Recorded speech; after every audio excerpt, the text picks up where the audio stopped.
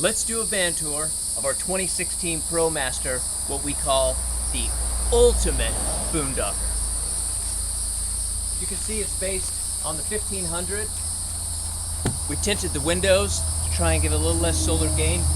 So we did an optional add-on kit here, which gave us a full pivot of the passenger seat. And that allows us to go from hanging out in the back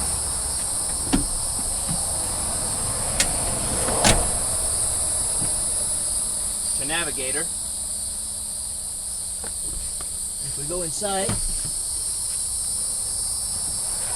we put in a new Bluetooth stereo that I wired hot all the time, so we can always turn on the stereo.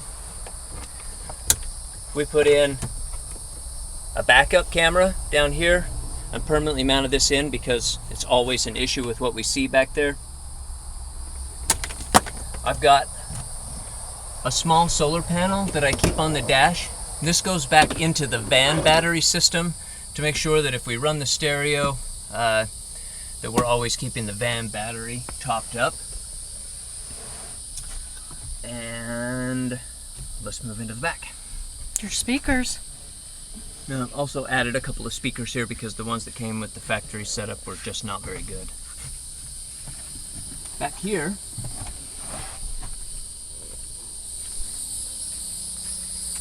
we've got a Dometic fridge that runs off the 12-volt system. So this is where we start separating out the two electrical systems. The stereo and the van itself, they run on the van battery. Everything else is running off of the solar panels and the Yeti setup that we have in the back that I'll show you here in a minute.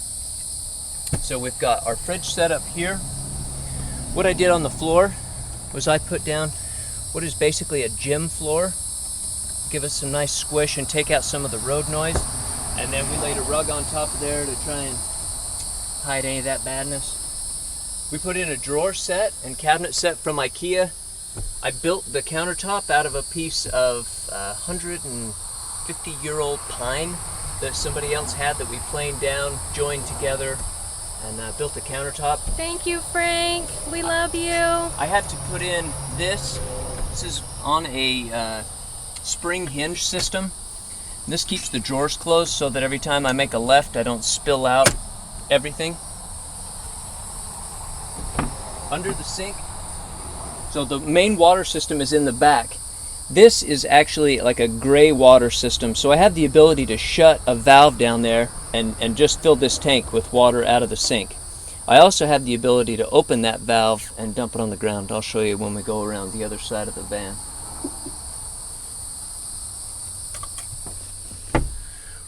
Here's our countertop. Frank's tree, 150 years old. We built shelves, so every bit of space in here was critical. So almost everything goes back directly to the metal. We tried to put silencing panels in. It works pretty good. We put shelves in here to take it up. We put a magnetic knife holder to take up some space there. Our spices are all magnets and stay up there. I've got 120 volt power that comes up here.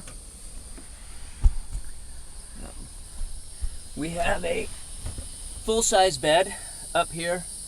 This comfortable for me at 5'11". We've got a small LED light system up there that just provides some mood lighting when we want it. I put a ram ball mount here so that I can put an iPad up here to watch at night. And we put the guitar so that my feet go all the way to here but carry shorter, so her feet hopefully don't crush my guitar.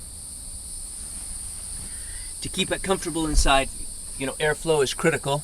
So right here above us we've got a small vent fan. It works nice. It's awful quiet, pretty low draw on amperage.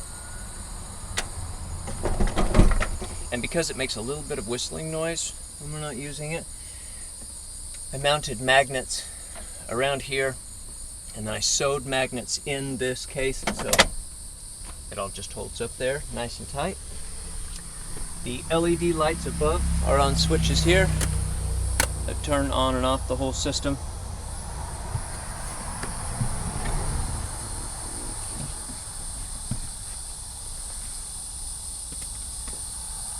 Do you want to tell them about our closet?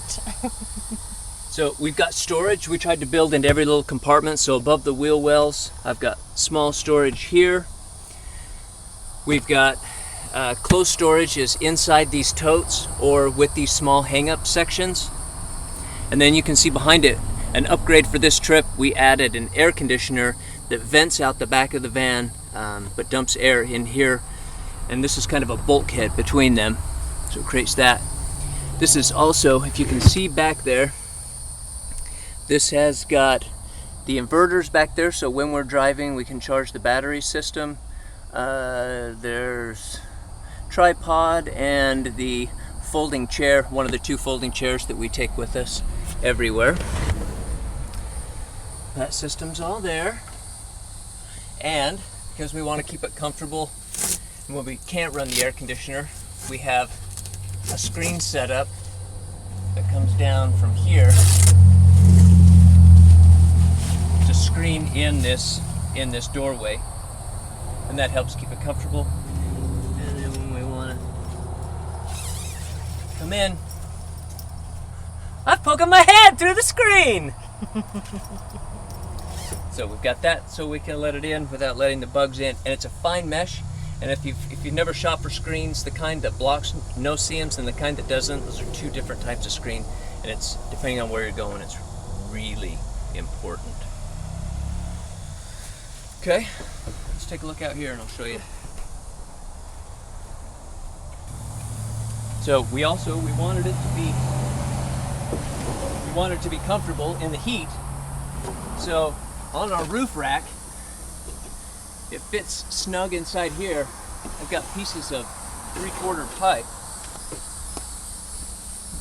And then Carrie and I went to Hobby Lobby and bought some cheap fabric, and we figured we did this entire project for less than $20.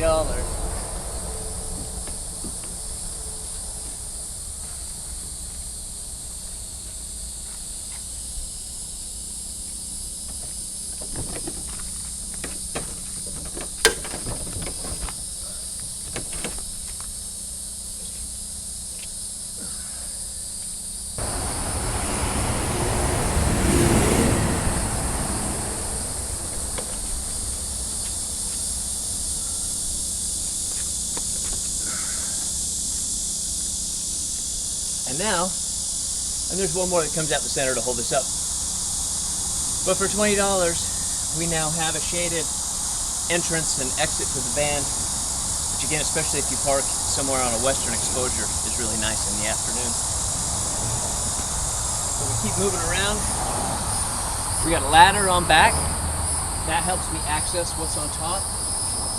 And on top that's the backup camera.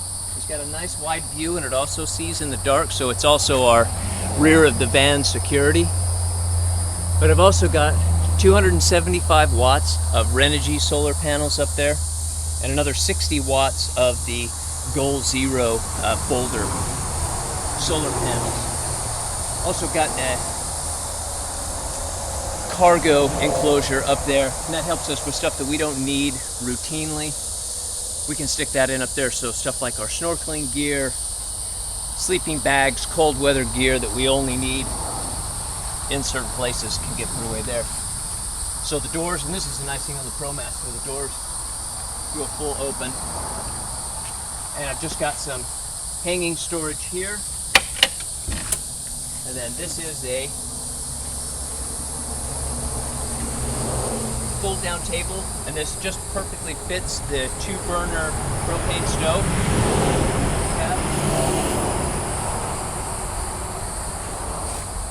On the other door, we hang a small folding table that fits just right here in this space. We can take it off and set something up out here. Actually, this ends up being a nice little workspace outside.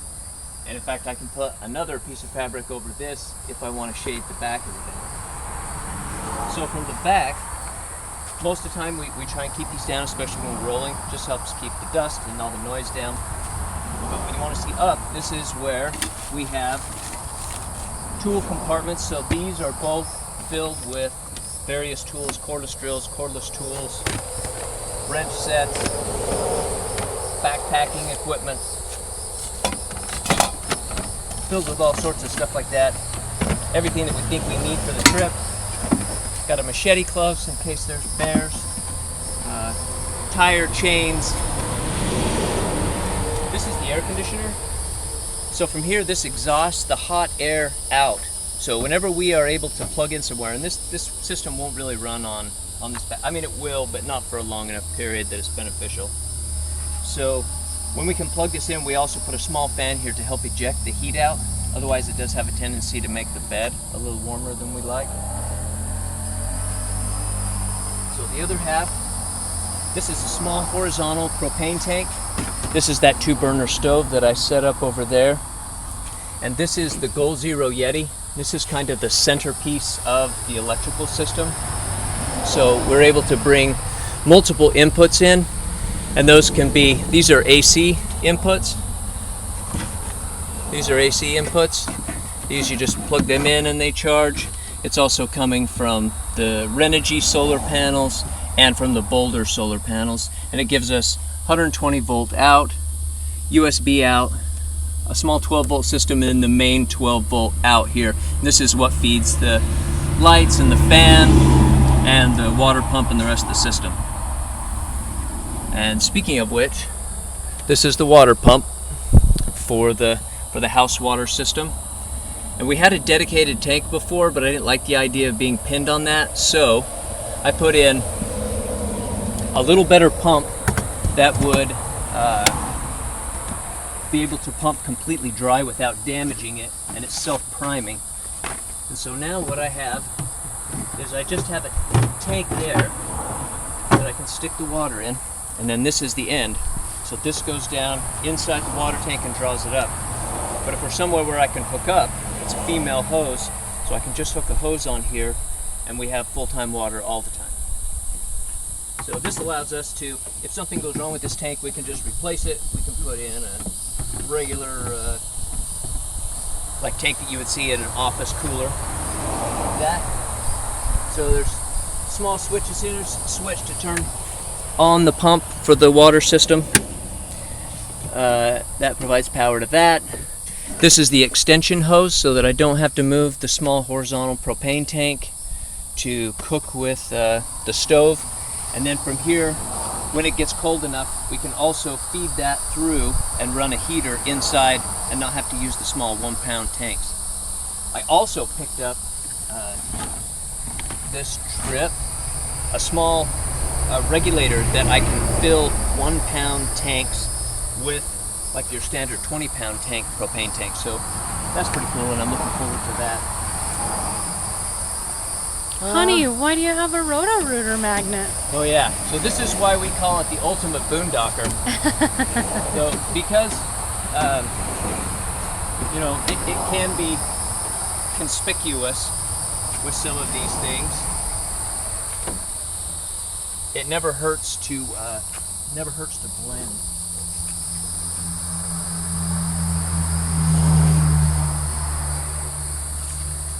And so what we'll do is whichever side is facing traffic, this allows us to come in and sign up, and there's actually less. So if we go to the side, it's easier to see what we really do.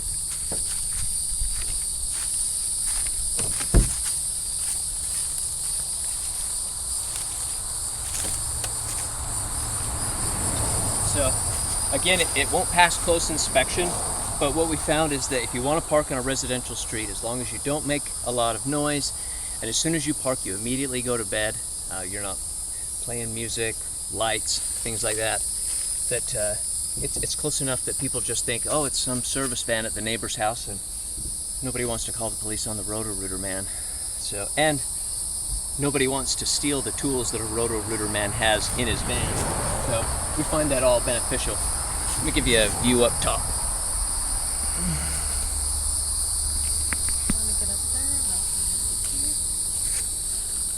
So this is the solar panel setup that we have up there. can also see we have tucked underneath. I think you can see those are traction pads. Those go under the wheels if we get in a bad way there. And that is